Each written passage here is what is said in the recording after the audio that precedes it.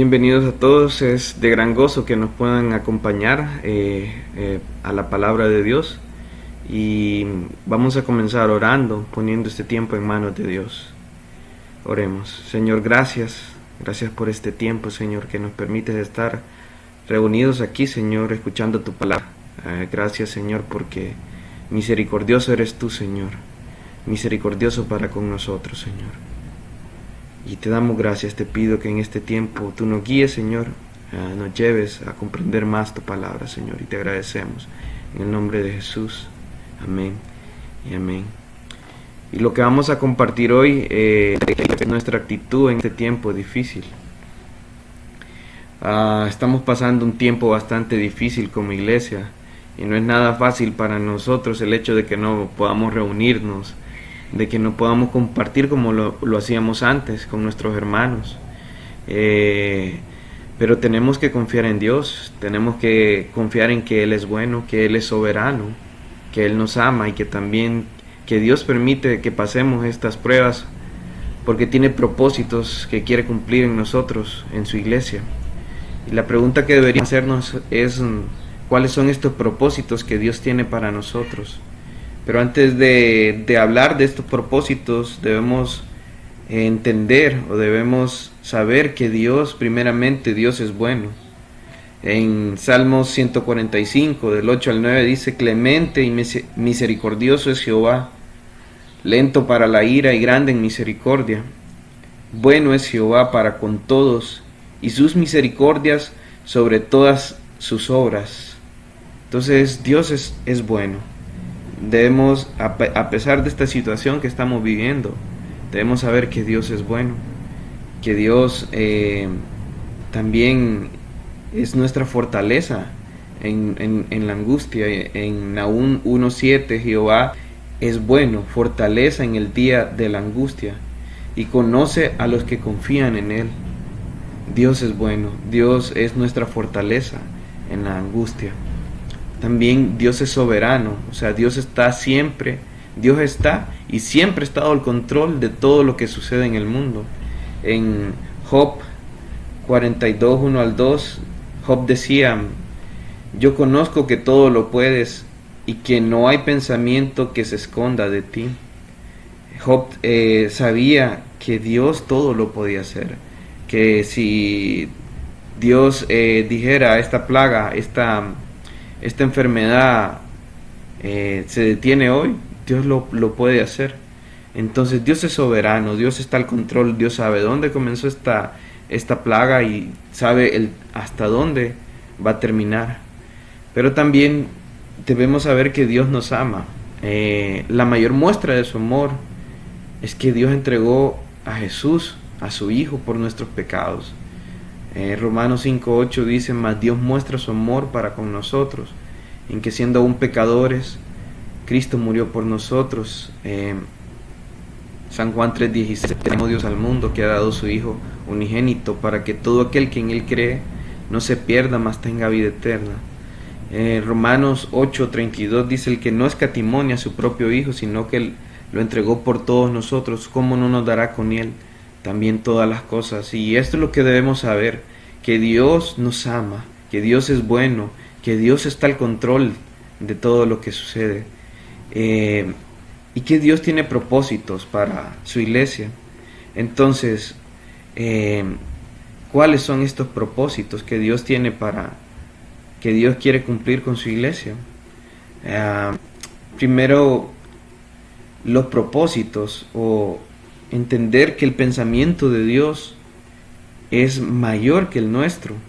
Isaías 55, 8 al 9 habla de: porque mis pensamientos no son vuestros pensamientos, ni mis caminos vuestros caminos, dijo Jehová. Y dice: como son más altos los cielos que la tierra, así son mis caminos más altos que vuestros caminos, y mis pensamientos más que vuestros pensamientos. Entonces debemos entender algo, que aunque no entendamos todo esto, debemos confiar en que Dios es sabio, en que su pensamiento es superior a nosotros, y que algunos de sus propósitos que Dios tiene para nosotros es que Dios busca que vivamos en santidad.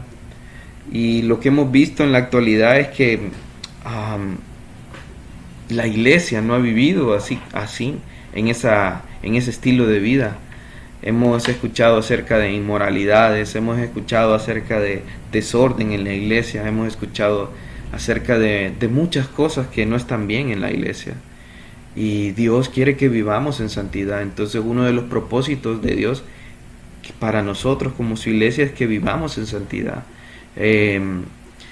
También hace advertencia para nosotros.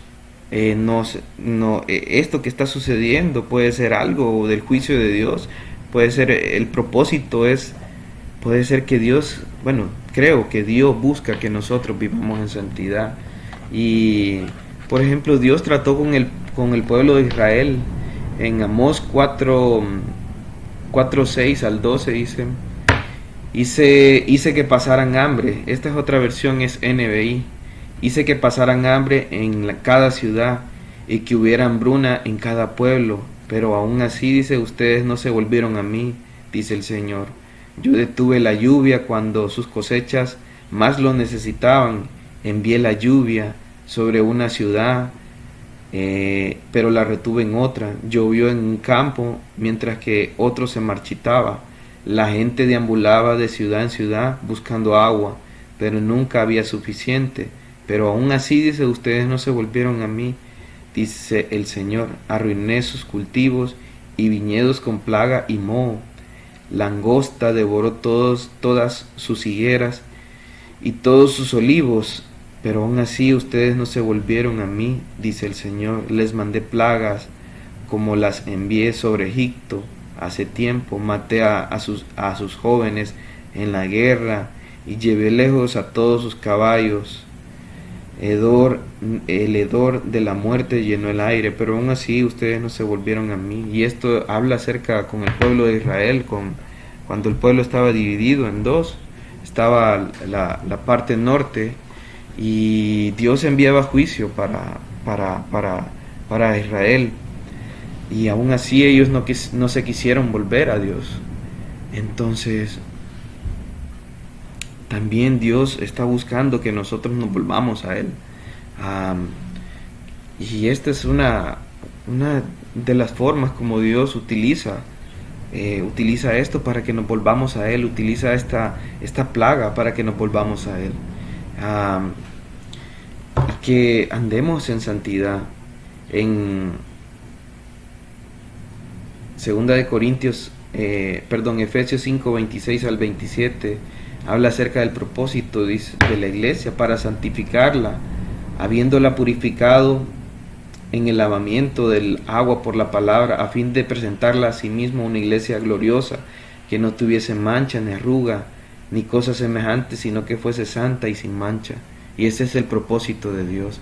Es uno de los propósitos de Dios con esta situación, que no volvamos a Él, que vivamos en santidad. Otro de los propósitos es que Dios nos prueba para que aprendamos a confiar en Él. Las pruebas son eso, es para que aprendamos a confiar en Él. En este tiempo debemos confiar en Dios. Debemos saber que la prueba nos lleva a ser constantes, a ser perseverantes, a confiar más en Dios. Santiago 1 al 4, Santiago 1, 2 al 4 dice: hermanos míos, tened por sumo gozo cuando os halléis en diversas pruebas, sabiendo que la prueba de vuestra fe produce paciencia, o sea, constancia. Mas tenga la paciencia su obra completa, para que seáis perfectos y cabales, sin que os falte cosa alguna. Entonces, esta prueba, esta situación trae beneficios para nosotros como iglesia.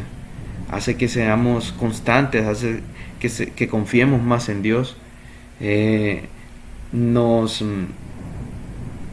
Cuando habla de que para que seáis perfectos, no quiere decir que seamos perfectos, que nunca fallemos, sino que habla acerca de una madurez, que alcancemos una madurez como iglesia, como hermanos.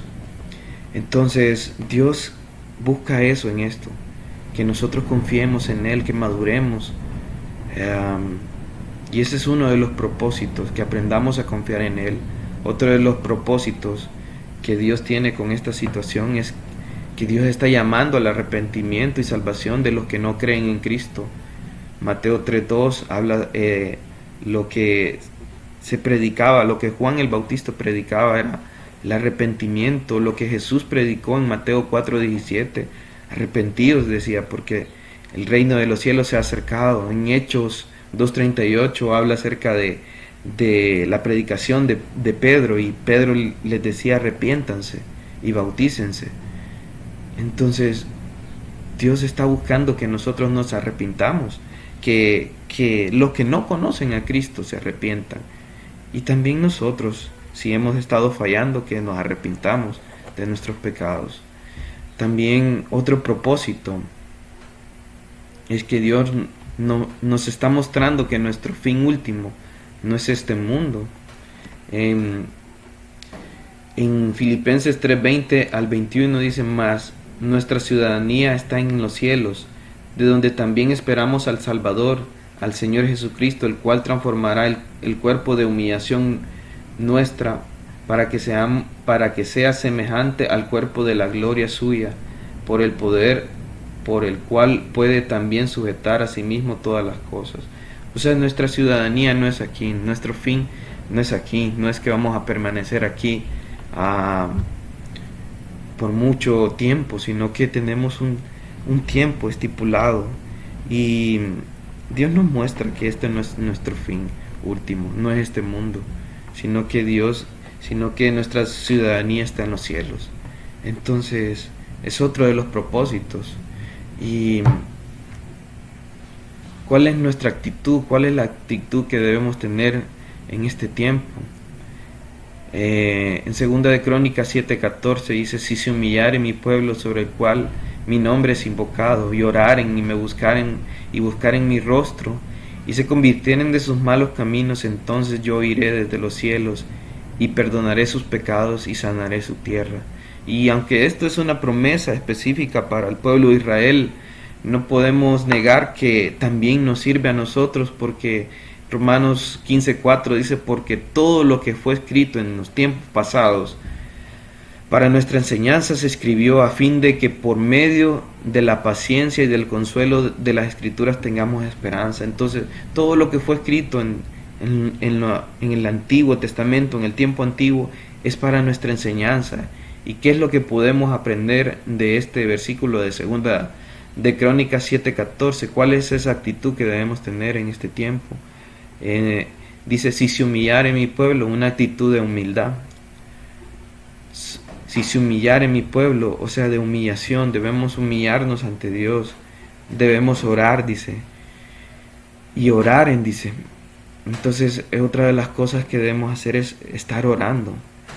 Y buscar en mi rostro es una devoción a Dios en cada decisión que nosotros tomemos. Debemos tener devoción a Dios, debemos tener en cuenta a Dios, debemos tener presente a Dios. Y buscar en mi rostro y se convirtieren de sus malos caminos. Y ese es de convertirnos de nuestros malos caminos, está hablando de arrepentimiento. Entonces esa es la actitud que debemos tener, una actitud de humildad.